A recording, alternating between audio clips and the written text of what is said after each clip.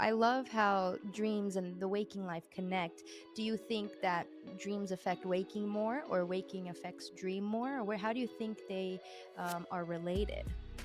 I think they are so inextricably intertwined, and they really do influence each other so much. And so part of the dream work that I do, and I think I heard you say it before, I call it dream empowerment. And I call it that because I feel it's important to give people the tools to be able to do this work themselves and to understand the importance of dreams and how they can move forward and integrate them into their lives. And really, what happens when you start to do that is that your dreams start to change.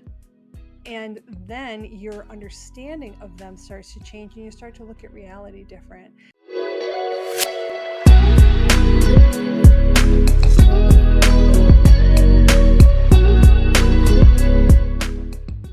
Cool. Well, welcome, Megan Mary, to the Dream World podcast. It's nice to meet you. As you know, I love talking to other people in this dream work field. And you are also giving a presentation at this year's IASD online conference. So we will get to that because I'd love to hear about it. But let's start from the beginning. Take me to how this started. What is your personal journey that led you to begin dream work for women? Yes. Well, it started really when I was a child, and I used to have amazing flying dreams and also recurring nightmares. And I really wanted to know where we were going when we were dreaming and why we were spending all of our time there and what purpose they held, if any, because we really weren't taught about them. And I found them always so fascinating. And I was always interested in everything beyond the five senses, let's put it that way. So anything mysterious, esoteric, supernatural, all of those things were very intriguing to me. And one of the first books I bought was Lucid Dreaming by Stephen LaBerge, and I was obsessed with figuring out how to do it. And then when I figured it out, I was like, okay, what's next? And I just kept going from there. I think that there was a period during which I started to ignore my dreams and, kind of subconsciously forgot about them. And then I was reminded. I experienced a sort of a medical crisis, really, and that led me to do a whole bunch of inner work and healing that in the process helped me rediscover the dream world. And when I walked back into that world, I started receiving all this different guidance and really got the directive that this was what I was supposed to be doing out in the world and that I had to hurry up and get to it. So that was really what led me to starting to do the dream work with women, and also led me to become an author and write the fictional trilogy that I've created to also teach about dreams. That's awesome. That's very exciting. I can definitely resonate to that. I have a similar journey, of rediscovering my love for dreaming and sharing that passion with the world. So I think that's really awesome. I'm curious, why did you choose to focus on dream work for women specifically? Well, being a woman myself, I felt that most comfortable in that space. But I also then found out that it turns out women are really high dream recallers. So it actually works out really well. And I discovered through reading many of Patricia Garfield's books that our estrogen plays a really big role in dream recall. And so that just reinforced the path that I was going down. And I also just wanted to create a place, and this is also the reason I started my podcast, a platform for other women to share their stories of spiritual awakening, to discover how they may have rediscovered or entered into the dream world, and how they're using that knowledge that they're discovering there in their real lives or this life. Yeah, of course, waking life. I totally Yes. understand. Yeah, that's very powerful. I mean, I think as a woman, I understand that we are very innately spiritual and we're dreamers and we have that creation energy. So I think that's really, really awesome. And do you also do work with dream analysis? And how do you approach working with people in analyzing the dreams and breaking down the symbols and things like that? I do. And I have a method that I've developed called the Dream Mirror Method. And it has 4 steps to it. And it really is a entry point for people that want to start doing dream work and understanding their own dream language versus utilizing a dream dictionary or having someone put the meaning on their dream and tell them what it means. And that method is relatively simple in its steps. The 4 steps are memory, mood, mirror, and metaphor. And the memory is really just remembering the dream, which for some people I found out is quite difficult. I didn't realize that as a high dream recaller myself, but that is the first stage really, is cultivating the practice of remembering your dreams and dedicating time to that space in between the worlds when you're waking up, that transitional brainwave moment, and harnessing that into recording it in your dream journal and then reflecting upon it. So that's really the first step. The second step is mood, and that's for me because our dreams are so powerfully emotionally driven. And that's really because we experience them with active parts of our brain that are the same capacity as when we are awake. And so we process dreams on that emotional level in the limbic system as if we experience them in real life.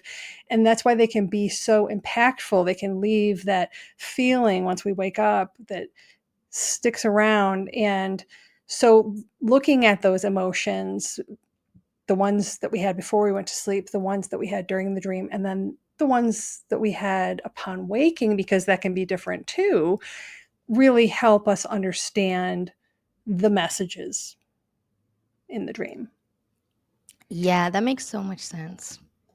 So the Continue, third continue. the third step I call mirror, and that's really named that way because it is about our subconscious being the mirror of our consciousness. So in that step, we look at all the little pieces of the dream, the people, the places, the actions, the landscape, the numbers, the weather, the colors, all the things that make up the story of the dream, and inter- really looking at all of those things, small and big. So we want to not miss any detail, and we don't want to gloss over something, but we do also want to take the 1,000-foot view. So we don't want to just take one piece and look it up in a dictionary and take that meaning. We want to look at all the pieces, and we want to look at those pieces as having come from your own association, your own experience, your own meaning. So what it might mean in Greek mythology or what it might mean to your sister might not be the same as what it means to you, because your experience both in this life and beyond is unique to you, and everything that you have compiled in your library of your subconscious has certain associative meanings for you. So then lastly, we look at this dream as a metaphor. We look at the stories in your dream from a metaphorical standpoint to say, okay, what is this dream telling me about my current existence? How can I see this as a story that's bringing a message? Now, there is another way to look at some dreams, and that's the prophetic, the visitation, the lucid, these other types of dreams, where it can be a message. And that message sometimes can be a very spiritual in nature message. And that's part of what I'm going to be presenting about at the conference, is that dreams are that bridge to that universal wisdom. Yeah, that's true. They are, and I love how, these four steps really are a personal approach and give the power to the dreamer to really, guide them through figuring out their own dream. I think that's super important. So I love that. I'm excited to hear about your presentation. Tell me a little bit about that. What's the title of it? What can we expect from your presentation this year? Yes, so the title is called Dreams as Sacred Portals: Unlocking the Path to Spiritual Awakening. And it really is at the underscoring what we just talked about, that I feel that dreams aren't just regurgitations of the day. They're not just nonsense, right? They hold a lot of meaning, but in addition to that, they are communications from a universal wisdom that we are all part of. Some call it the higher self, some call it the universe, some call it spirit guides, whatever you refer to that as. It's larger than our physical existence in the 3D reality. And we can access that information when we are in the dream state.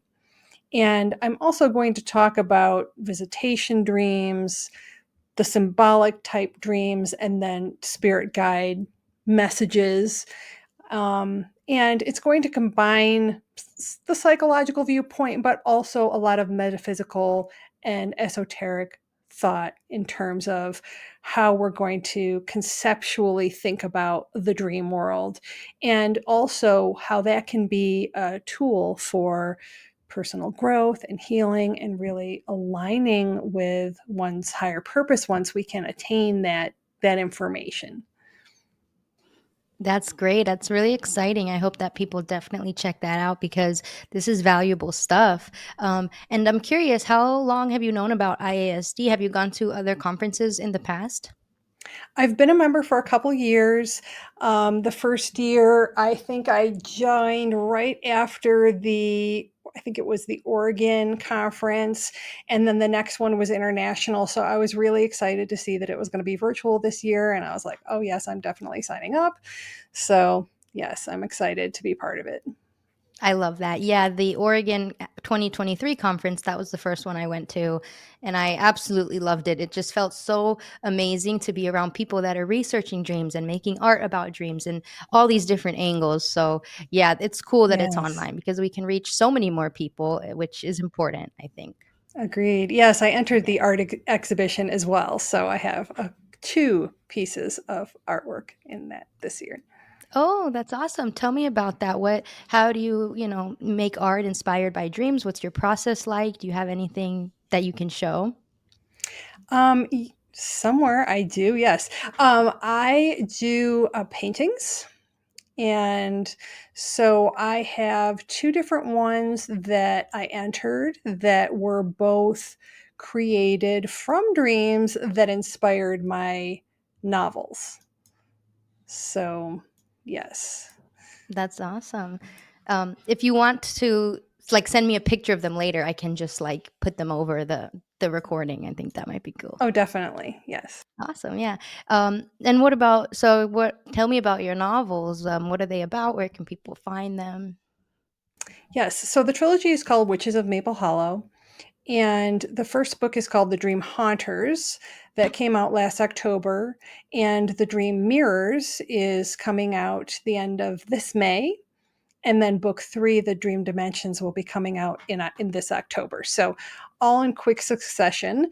And they very much are, I call it fictional self-help. So it's very much like the Celestine prophecy in that it is a fictional story, but you're following the trajectory of the main character, Hannah Sky's spiritual awakening journey and her discovery of her long lost family, long lost powers, and in the process, the power of dreams. And so throughout the stories, we're constantly going in between her waking and dream life, and her dreams very much are a centerpiece of each one of the novels. So they really include so many metaphysical themes. There's too many to list, but it's everything packed in there inside a basically a cozy, clean fantasy mystery. That's exciting. I love a good story. I love a good fiction, and especially when you bring dreams into the mix. So I'll definitely link that so people can find it. And I'm also wondering if you have any dreams to share, like a dream that really stood out to you in your life, or one that kind of stuck with you, or even an extraordinary dream. Yes, there's a number of them that I have experienced, and many of them made it into my books, but you'll have to read it to figure out which ones.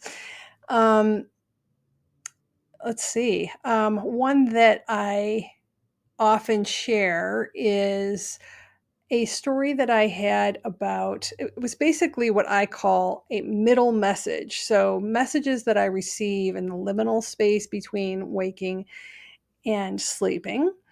And that I like to hang out in that space as much as possible. And that's where I get a lot of, some people call them downloads, some people call them communications. And one of them was take the string from your mitten that broke and fly a kite with it. And so I had to really sit and think about what that meant to me. And so I took every part of it and I gave it a title and I said, okay, I'm going to call this Set Sail, because for me, I really had this vision of this string floating up in the air and becoming a kite. So I had to start at the beginning and say, okay, well, what are mittens to me? And to me, mittens are something that you usually wear as a child. Adults can wear mittens, but I associated them with childhood, and particularly the kind that are connected with a string. And then I thought, okay, well, what are strings? Well, strings connect things in my mind. Okay, so then I thought, all right, well, what are kites then? What's the purpose of kites? Well, for me, again, that's a childhood thing. It's something you do just for fun. And the whole object of it is to get that kite up flying in the air and blowing in the breeze. And it's usually very colorful and beautiful. And so the message was to take the string from the mitten that broke. So I'm thinking, okay, this is like a connection to my childhood that has been broken somehow that I need to rekindle. And then I see the kite as really the freedom of that realization of letting it set sail, letting it really bring that warmth that a mitten might bring from that cold exterior, and really allow it to become this beautiful flying kite.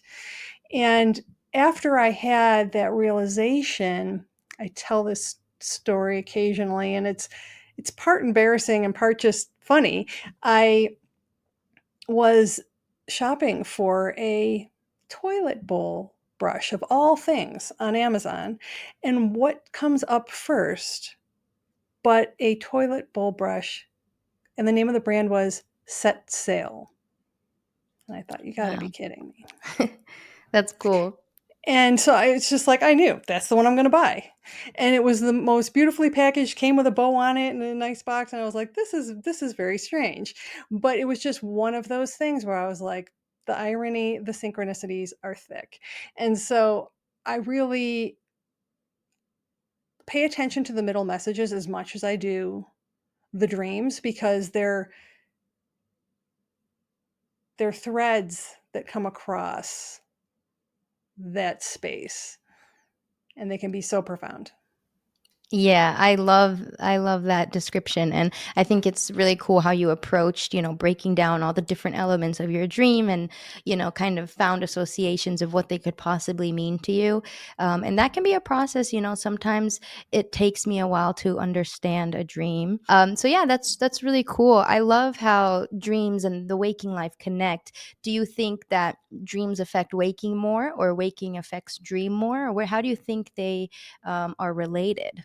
I think they are so inextricably intertwined, and they really do influence each other so much. And so part of the dream work that I do, and I think I heard you say it before, I call it dream empowerment. And I call it that because I feel it's important to give people the tools to be able to do this work themselves and to understand the importance of dreams and how they can move forward and integrate them into their lives. And really, what happens when you start to do that is that your dreams start to change. And then your understanding of them starts to change and you start to look at reality different. And I'm sure you know that when you experience lucid dreaming, you definitely start to look at reality different because you have to start doing those reality checks all the time, asking yourself, is this a dream? Is this a dream? Well, all of a sudden you realize that so much like the shamans used to say, this is just the waking dream. Yes, true. They're so connected. I mean, lucid dreaming has showed me that, that they're both real valid experiences. And speaking of lucid dreaming, I'd love to know, like, what are your lucid dreams like? How often? Like, what do you like to do in them? Yes, I love to gather information.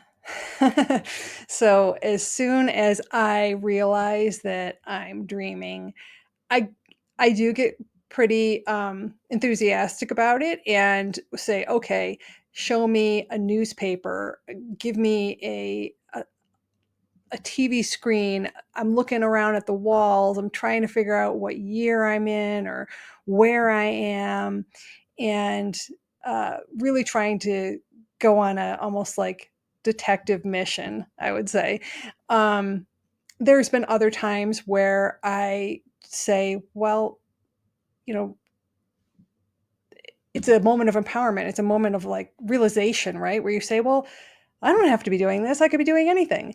And all of a sudden, really just completely changed the scene. I had a dream where I was sitting in the back of a limo and we were just waiting and waiting and waiting because we were waiting for the driver. And then all of a sudden, I realized that I was dreaming and I was like, we don't have to wait back here. We can get in the front and drive ourselves. We can go anywhere we want. We don't have to wait. And so that was again one of those realizations that you actually have the power to create your own reality, to move forward. You don't have to wait for that to be given to you. And I had another dream where I was being pursued by these women, and I realized that they might be nefarious creatures, but instead I made them flip upside down and all hold hands. And that was just like a wonderful way to choose your own ending, right? To just neutralize that negative energy. And and then of course I've always had those amazing flying dreams where you're just feeling that immense awe and joy and flying over some just fantastically beautiful landscape. And those are the best. Yeah, I love lucid dreaming. Flying is definitely a classic. Um, I love, talking to dream characters as well and just, inquiring, asking the dream for, advice and trying to gather information about the waking life. But sometimes I also focus on the dream scene and just gather information about that dimension, instead of trying to find things that can benefit me in the waking. So I kind of have like different things I like to do. I go through like phases, but there's so many things that you can use lucid dreaming for. So I tell people that all Mhm. the time. It's such a fun experience that I think everybody should experience at least once.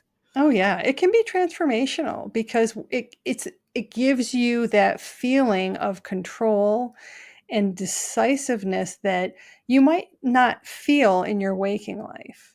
But it does translate. It does come over once you've experienced that because it signals to your brain that it's possible. Yes, definitely. And I'm curious for people that are starting out, they're not lucid dreamers and maybe they don't even remember dreams at all. Do you have any tips for how to get started with like the most basic dream recall, get their foot in the door? Yes, definitely. So the thing I always say is in that moment when you're waking up, before you get out of bed or reach for your phone or turn the light on or do anything like that, try to think backwards about what you were just doing. And I equate this to when you walk into a room and you go, what did I come in here for? What was I just going to do? And you completely lose your train of thought. And then you have to stop everything you're doing and trace your thoughts backwards to remember the train of thought that led you to walk into that room. Well, that's very much how the dream recall works, for me anyway, is that you want to think backwards, focusing until you get one little hit of, oh, I know I was in a library. Okay. And then you focus on that as much as you can until you get the next detail and the next detail. And all of a sudden, the veil starts to peel back a little bit, and you start to remember backwards what happened. So I tell people to write down at the bottom of the page the first thing you can remember. And then as you start to remember more, you can write it above that and above that so that you end up with that linear recounting, because you're going to remember it backwards essentially. Yeah, those are some good tips. And I do that as well. It's like if I just focus on the last thing that I was dreaming, the rest of the dream kind of just starts to pull through like a thread. Yep. And yeah, that's a really helpful tip. So I definitely second that. A lot of times it takes some time to really start to train your brain to think about dreams. If you've never, someone who hasn't thought about dreams or remembered them in years or never made it a priority, that's probably contributing to the reason that you don't remember dreams. So just starting to tell your brain like, hey, this is something that we care about, let's get a dream journal, let's keep it nearby. That's already starting the intention setting process. So yeah, I think all that is great advice. I think everybody deserves to remember their dreams, and even people that have negative or disturbing dreams. Do you have any tips for nightmares, and like, how can we approach dreams if we're somebody that maybe is avoiding having these types of dreams? Yes. And lucid dreaming is one of the great that is one of the great applications of lucid dreaming, is dealing with nightmares, because like the dream that I described to you, it gave me the opportunity to realize that when I attained the state of lucidity, okay, something bad is happening, but I have the power to change this, and I can really transform the direction that this dream is going in. If that's not possible, one of the other things that I do in my dream work is that I take the dreamer's dream record, their recall, and I say, okay, well, how would you like to change this if you could? So even if you can't go back into the dream directly, lucidly, how would you like to change this so that you feel more empowered in this scenario? And then what I'll do is I'll create a guided meditation for them that puts them back into that dream and with the ending that they want.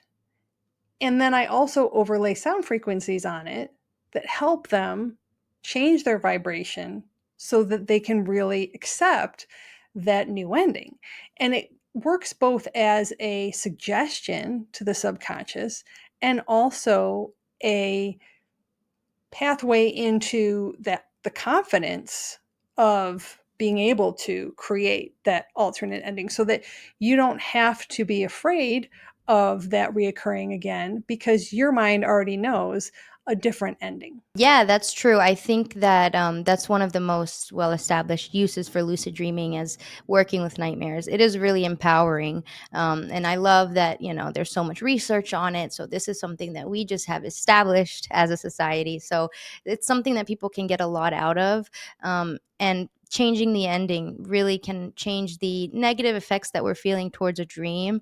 And it's good practice for incubating dreams and deciding what you want to dream about and the type of content that we want to see in our dreams. So yeah, it's really powerful, and I know that it can be scary for a lot of people to embrace these dreams full on and start to work with them, but it's definitely so rewarding. I see it all the time, so I definitely second that. And yeah, I'm really excited for everything coming up, the online conference, and other dream events. What's Where can people find you, and also like what do you have going on that you just want to share with people? Yeah, so everything can be found at meganmary.com. And on there, I have my books. So the trilogy of Witches of Maple Hollow. I have my podcast, which is called Women's Dream Enlightenment. And on there, I have women come on and share their dreams as well as their stories of spiritual awakening. I have online courses for women's dream decoding. And yes, you can find all of that there on the site. And let's see, what else? You can also get a dream mirror method template if by signing up for my newsletter, and that gives you an outline of the different parts that you can work into your dream record. And yes, love to have everybody come and check me out there, and also see me at the conference where I will be talking about the sacred portals of dreams. And I will also have my artwork in the artwork exhibition. That is exciting. I'll definitely catch you there. I will be at the conference online. It's using Zoom events, super easy platform. All the recordings of presentations will be available. Workshops will not because, privacy and all that. So those you got to catch live. But yeah, there's so many great presentations that it's always hard for me to decide what I want to go to. But yeah, I'm looking forward to it. And that's pretty much, we covered all the topics that I wanted to ask you about. But I do want to give you a chance to maybe, if you have anything on your heart, any word of advice for listeners, whether they're new dreamers or seasoned dreamers, any final tips? Yes, I want to remember the advice of one of the founders of IASD, Montague Ullman. He really championed the field of dream appreciation. And his message was really that anybody can do dream work, that you don't have to be a psychoanalyst, and that it's important that we all integrate it as part of our culture and part of our world and our lives, because there is so much benefit to it. And that I found so inspiring, because my career was not as a psychoanalyst, but yet I felt very drawn to dreams, and I felt very drawn to spread the word of their importance. And so we can all find our place with our different gifts of how we can share that message and continue to elevate our dreams in a way that we can really use them to connect with all the wisdom that's available to us. Yes, that's amazing advice. I think dreams and sharing dreams with each other is such a healing thing, not just for our individuals, but I think for society as a whole. Anybody can, talk to their friends and family about dreams and just normalize this discourse, and make people, in general, more comfortable telling people about their dreams and things. So I think that's amazing. And yeah, I really appreciate you just coming on here and chatting with me a bit. Yes. Well, thank you for having me on, Amina. It was a pleasure, and I'm really looking forward to seeing you at the conference too. Yes, anytime. Of course, same here.